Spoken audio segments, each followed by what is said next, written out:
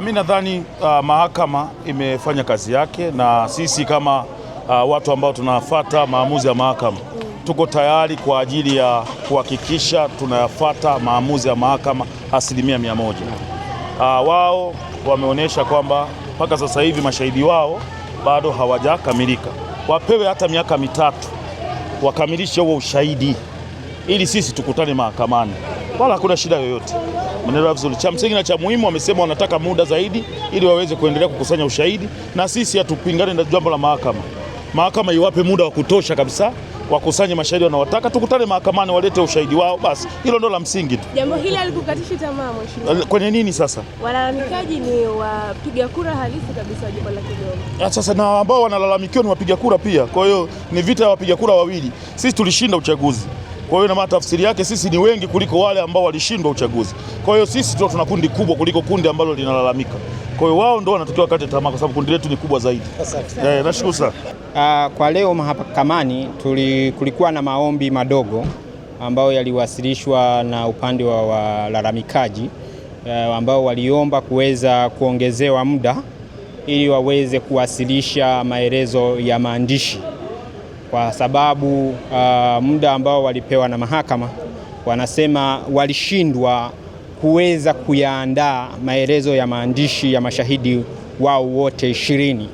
Kwa hiyo wakawa wameomba kwamba mahakama iweze kuwaongezea muda. Kwa upande wetu sisi tulipinga maombi hayo, lakini mahakama imetoa uamuzi wa kwamba kulingana na aina ya kesi basi imeweza kuwaongezea muda, kwamba wanapaswa kuwasilisha maelezo ya maandishi ya mashahidi wao kwa mujibu wa kanuni na taratibu za uchaguzi. Na shauri la msingi lenyewe limepangwa kwa ajili ya kusikilizwa tarehe 6 ya mwezi wa 7 mwaka 2026.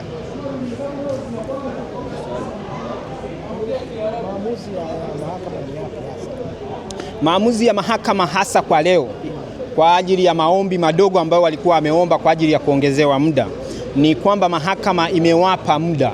Sasa wanaruhusiwa kuleta maelezo ya maandishi ya mashahidi wao, na shauri litasikilizwa sasa. Shauri la msingi litasikilizwa tarehe 6 mwezi wa 7 mwaka 2026.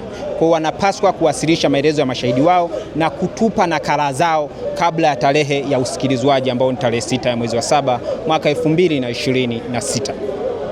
Kikubwa tu tunaendelea kusisitiza, na sisi mawakili wa Clayton Revocatus Chipando bado tunaamini kwamba mahakama itatenda na inaendelea kutenda haki.